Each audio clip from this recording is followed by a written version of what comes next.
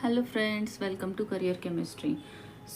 अभी हम लोग इस सीरीज़ में सॉलिड स्टेट चैप्टर लर्न कर रहे थे। तो पहली वाली लेक्चर में हमने देखा था सॉलिड स्टेट, उसके types, crystalline solid and amorphous solid. So crystalline solid is further classified into 4 types: ionic solid, covalent solid, that is covalent network solid, molecular solid and metallic solid. तो इसकी एक trick है कि आपको तो भी board exam में पूरी थ्योरी लिखनी पड़ेगी, है ना।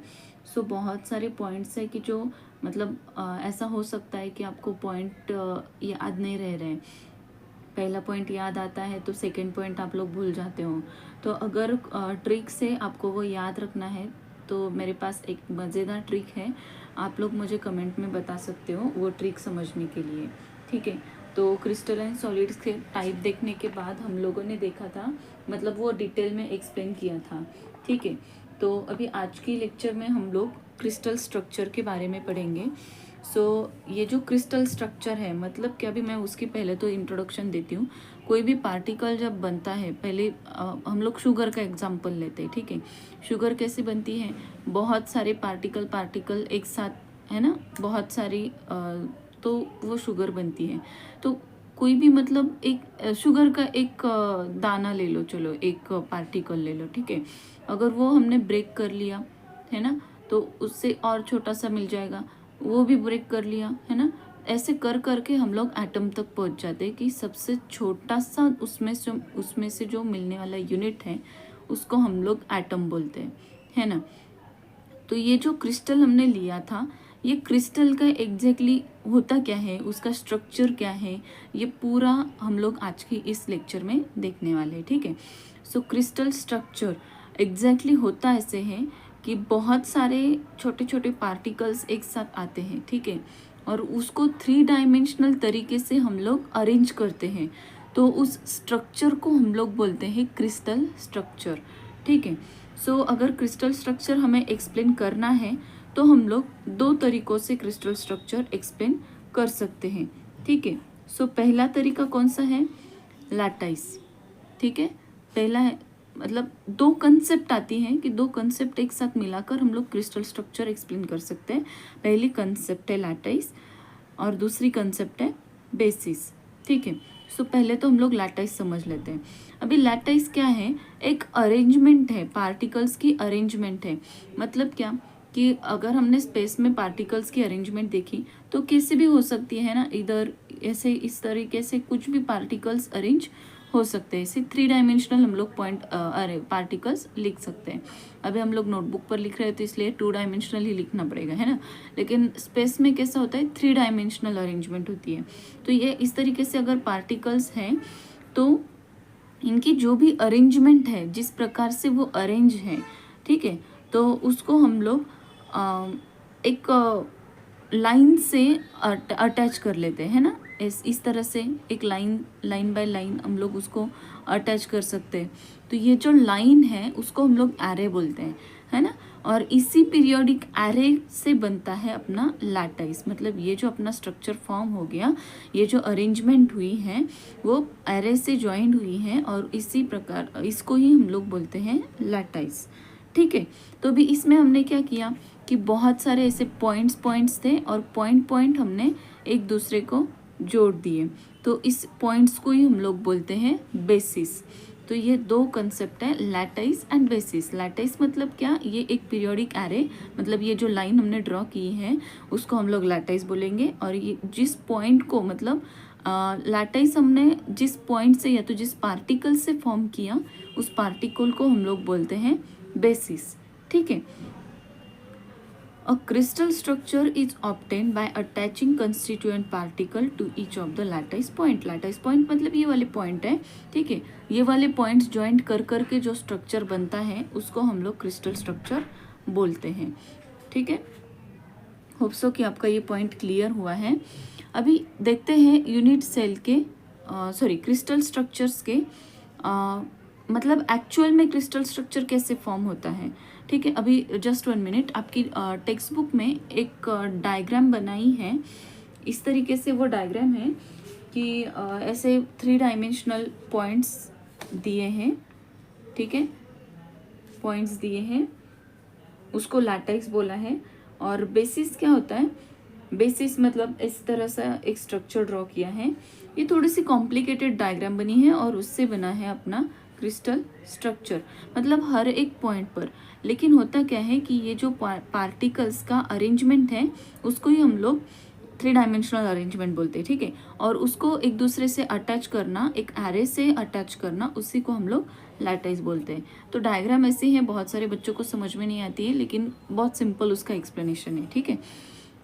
ठीक है, सो अभी ऐसे इमेजिन करना कि हमें दीवार बनानी है, ठीक है। तो हम लोग दीवार कैसे बनाते हैं, इस तरह से मैं पहले तो दीवार ड्रॉ करके दिखाती हूँ आपको, है ना। उसमें जो ब्रिक्स लगी होती है, इस तरह से अपनी दीवार होती है ना। तो ये दीवार बनती कैसे है, एक एक ब्रिक्स मतलब ब्रिक्स जो है ना, ईंट होती है ना, ईंट एक दूसरे के ऊपर अरेंज्ड हुई है, तो उससे हम लोग दीवार बनाते हैं, है ना। तो सेम है, मतलब हर एक ब्रिक ले ली, दूसरी दूसरी उसके पास दूसरी, उसके पास दूसरी, उसके फिर नीचे नीचे नीचे, है ना। मतलब एक ऐसी अरेंजमेंट है कि एक छोटा सा ऐसा ईंट है, एक छोटी सी ऐसी ईंट है कि जो एक दूसरे के ऊपर लेयर बाय लेयर हम लोग अरेंज करते हैं और उससे बनाते हैं दीवार, है ना। तो यही अपने क्रिस्टल में भी होता है, एक छोटा सा पार्टिकल होता है, उसी का एक अरेंज्ड मतलब पीरियोडिक उसकी एक अरेंजमेंट बनाते हैं और उसी से हम लोग अपनी पूरी क्रिस्टल स्ट्रक्चर फॉर्म करते हैं, राइट। तो ऐसा ही जो रिपीटिंग यूनिट है उसको हम लोग बोलते हैं यूनिट सेल। समझ में आ रहा है, smallest repeating structure of crystalline solid is called unit cell. फिर से बताती हूँ, स्मॉलेस्ट रिपीटिंग स्ट्रक्चरल यूनिट मतलब छोटा सा छोटा रिपीट होने वाला एक यूनिट है, किस में है, क्रिस्टलाइन सॉलिड में है, कि उसको हम लोग बोलते हैं यूनिट सेल। अभी डेफिनेशन देखते हैं, smallest repeating structural unit of crystalline solid is called unit cell, ठीक है। अभी इस यूनिट सेल के टाइप्स होते हैं 4, ठीक है।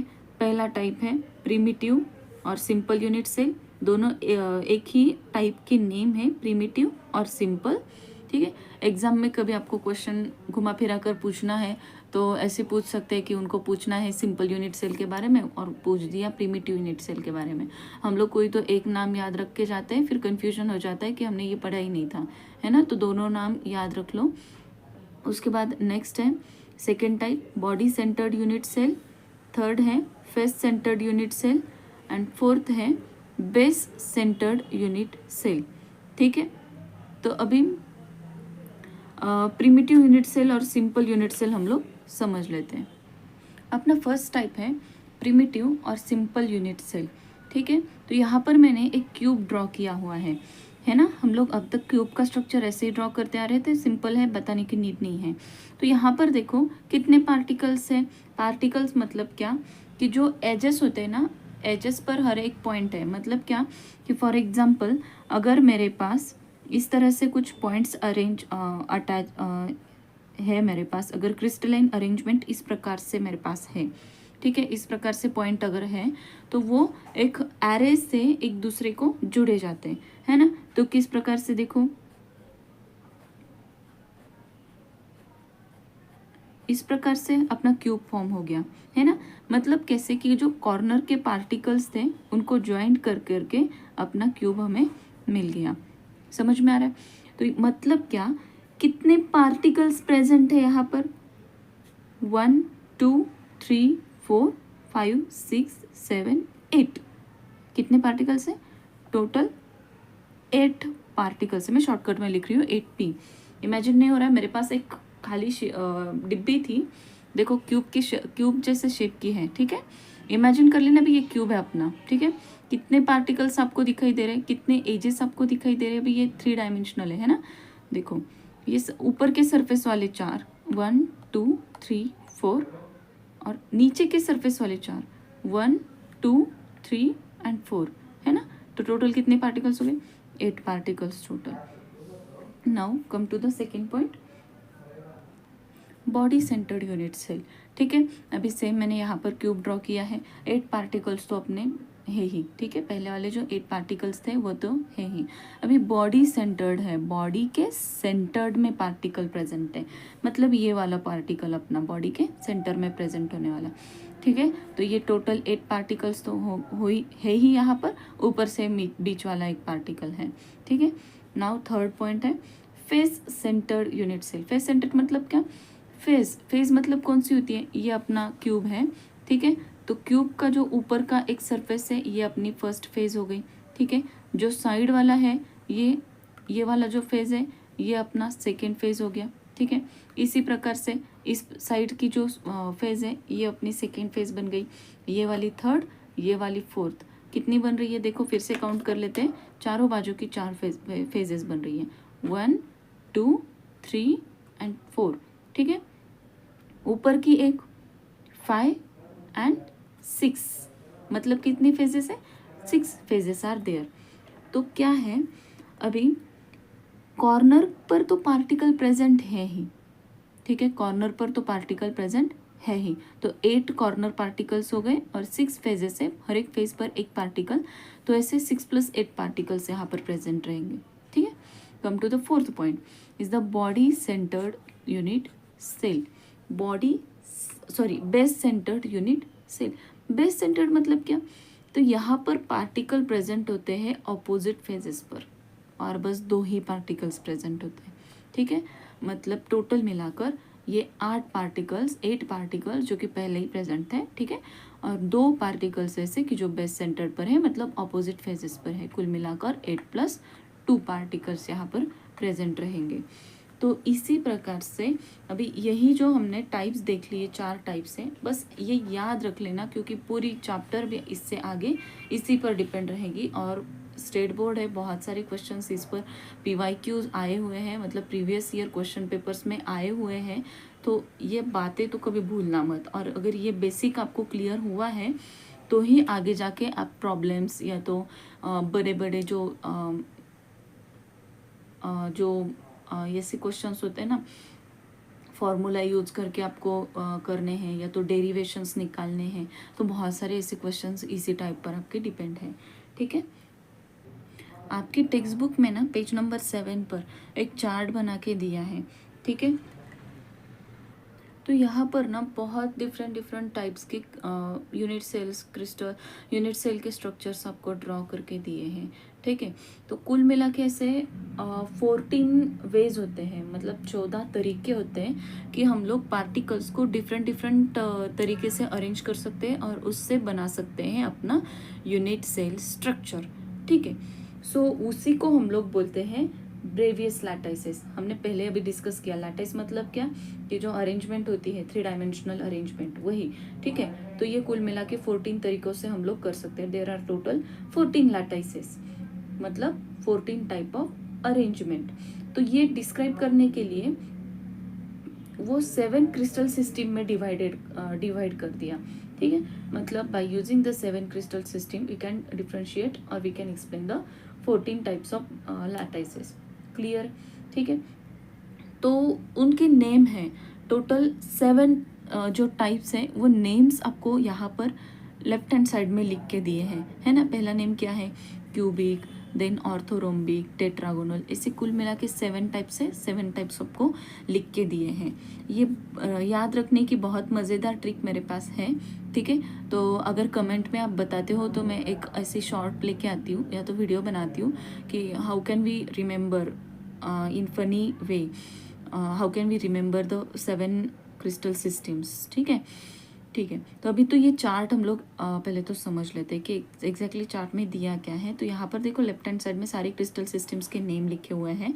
उसमें कौन से, अभी ये ब्रेवियस लैटिस मतलब क्या होता है कि ये जो 14 तरीके हम लोग देख रहे हैं ना, वो 14 उसको हम लोग बोलते हैं ब्रेवियस लैटिसेस।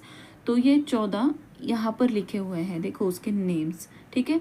मतलब हमने जो क्यूबिक क्रिस्टल सिस्टम देखी उसमें कौन से तरीके का ब्रेवियस लैटिस प्रेजेंट है, वो नेम्स और उसके बाद उसका स्ट्रक्चर, ऐसे ये चार्ट बना के दिया है। 1 बाय 1 हम लोग रीड करते हैं। पहले तो समझ लेते हैं कि हम लोगों को ये रीड क्यों करना है या तो समझ क्यों लेना है। बोर्ड की एग्जाम में आपको 1 मार्क के लिए ऐसे क्वेश्चन आता है, name Bravais lattice in dash dash system, और कोई भी सिस्टम का आपको नाम लिखा हुआ रहेगा। फॉर एग्जाम्पल मैं क्वेश्चन ही बताती हूँ, नेम ब्रेवियस लैटिस इन ट्राइक्लिनिक सिस्टम। ठीक है, तो आपको भी ये याद रखना है कि ट्राइक्लिनिक सिस्टम कहाँ पर आती है ना, यहाँ पर लिखी हुई है नीचे ट्राइक्लिनिक सिस्टम। उसमें कौन सा ब्रेवियस लैटिस प्रेजेंट है? सो सिंपल और प्रिमिटिव ब्रेवियस लैटिस उसमें प्रेजेंट है, तो उसका बस आपको नाम लिखना पड़ेगा। ठीक है, ठीक है। यहाँ पर देखो फर्स्ट टाइप आता है क्यूबिक क्रिस्टल सिस्टम। सो क्यूबिक क्रिस्टल सिस्टम के 3 नाम है, मतलब उसमें 3 ब्रेवियस लैटिस आते हैं, सिंपल और primitive, body centred, face centred. ठीक है, तो ये एक बार गो थ्रू कर लेना ये पूरा टेबल। ठीक है, उसके बाद ऑर्थोरोम्बिक है, ऑर्थोरोम्बिक में 4 आते हैं, टेट्रागोनल। अभी ना याद रखने के लिए एक नाम तो आपको हमेशा के लिए सिंपल ही आएगा, मतलब नाम भी सिंपल है और वही सिंपल भी है। ठीक है, वो क्या है? सिंपल और प्रिमिटिव। सिंपल और प्रिमिटिव सारे क्यूबिक क्रिस्टल्स में सिंपल और प्रिमिटिव प्रेजेंट है। तो कुछ याद नहीं भी आता है ना, तो भी याद आना चाहिए कि सिंपल और प्रिमिटिव सारे में प्रेजेंट है। तो कुछ भी नहीं आता है तो ये नाम तो लिख के आना ही आना है। ठीक है, खाली छोड़ के नहीं आना है आपको। ठीक है, अपना नेक्स्ट पॉइंट है number of particles in cubic unit cells. ठीक है, मतलब ये जो भी यूनिट सेल है उसमें कितने पार्टिकल्स प्रेजेंट हैं वो हमें कैलकुलेट करना है। ठीक है, तो आपकी मतलब बोर्ड में क्वेश्चन आता है 1 मार्क के लिए, calculate the number of particles present in, कोई भी यूनिट सेल आपको लिख के दिया होगा। फॉर एग्जांपल सिंपल क्यूबिक है, ठीक है, या तो बॉडी सेंटर्ड है, फेस सेंटर्ड है, कोई भी, तो इस तरह से क्वेश्चन में आता है। तो आपको पार्टिकल्स कैलकुलेट करने पड़ेंगे। तो अभी तो हमने लर्न किया है ना, 8 पार्टिकल्स ऐसे कॉर्नर पर प्रेजेंट होते हैं, हमने ऐसे लर्न किया था, राइट। लेकिन हम लोग 8 नहीं लिख सकते, ऐसा क्यों? तो उसका रीज़न जो अभी हम लोग लर्न करते हैं। ठीक है, तो पहला लेते हैं हम लोग सिंपल और प्रिमिटिव यूनिट सेल। ठीक है, मैंने शॉर्टकट में ऐसे लिखा है, आप लोग भी ऐसे लिख सकते हो। ठीक है, लेकिन बेटर रहेगा कि पहले से आप लोग आदत डाल लो, पूरे फुल फॉर्म में लिख लो, तो समझने भी आसानी जाती है और भूलते भी नहीं है। ठीक है, हाथों के नीचे जाता है तो भूलते नहीं है हम लोग। ठीक है, सो सिंपल क्यूबिक। ठीक है, सिंपल क्यूबिक में 1 2 3 4 5 6 7 8 पार्टिकल्स कॉर्नर में प्रेजेंट होते हैं, अभी हमने लर्न किया था, राइट। तो यहाँ पर देखो, ये जो पूरा मतलब ये एटम अगर हमने कंसिडर किया यहाँ पर जो प्रेजेंट है वो, उसका अगर कंट्रीब्यूशन देखा तो बस मतलब पूरा जो यूनिट सेल है उसका बस 8वां हिस्सा वो कंट्रीब्यूट कर लेता है, बाकी के 7 तो सातों ने लिए हैं। ठीक है, तो अगर हमने 1 को 8 से डिवाइड कर लिया तो जितना हिस्सा आता है उतना ही बस एक पार्टिकल का हिस्सा आता है यहाँ पर। ठीक है, और ऐसे मिलाकर मतलब एक पार्टिकल का 8वां हिस्सा, ऐसे कुल मिला के 8 पार्टिकल्स होते हैं। ठीक है, तो इसलिए 1/8 portion of 1 particle into 8 is equal to, जो भी आंसर आएगा उतने पार्टिकल्स एक यूनिट सेल में प्रेजेंट होते हैं। ठीक है, वही हमने थ्योरी में लिखा है। यहाँ पर देखो, पार्टिकल्स प्रेजेंट एट कॉर्नर में पार्टिकल्स प्रेजेंट होते हैं, then total 8 corners are there, कुल मिला के 8 कॉर्नर्स होते हैं। The corner particles contribute 1/8 part of the unit cell, जो कॉर्नर पर पार्टिकल है वो 1/8 मतलब 8वां हिस्सा कंट्रीब्यूट करते हैं।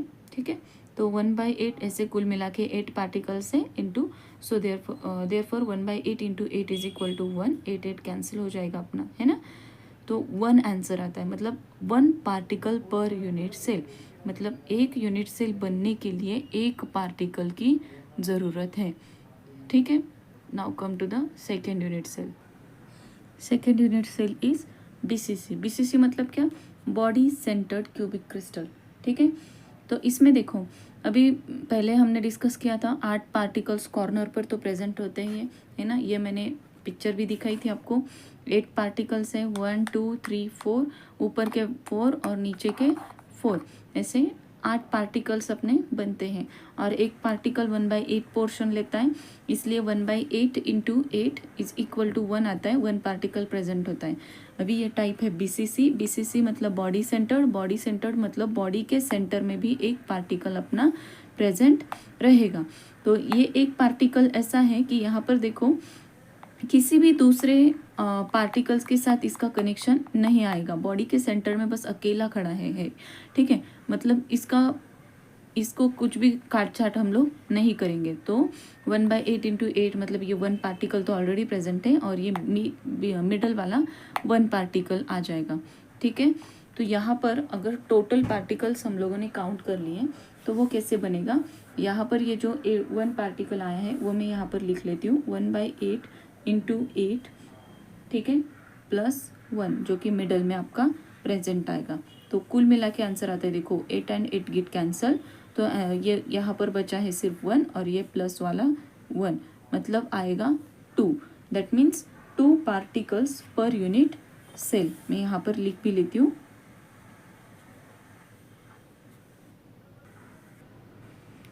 Now third one is FCC।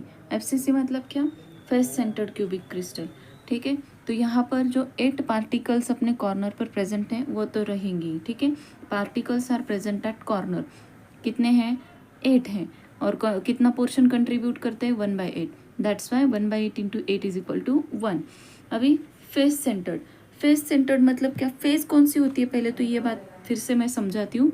Face मतलब क्या, ये अपना क्यूब है ना, तो पूरा 1 साइडेड पोर्शन जो है उसको हम लोग फेस बोलते हैं। तो ऐसे कितने फेसेस यहाँ पर दिख रही है आपको, देखो 1 2 3 4 5, नीचे वाली 5 और ऊपर वाली 6, मतलब टोटल 6 फेसेस है और हर एक फेस पर एक एक पार्टिकल प्रेजेंट है।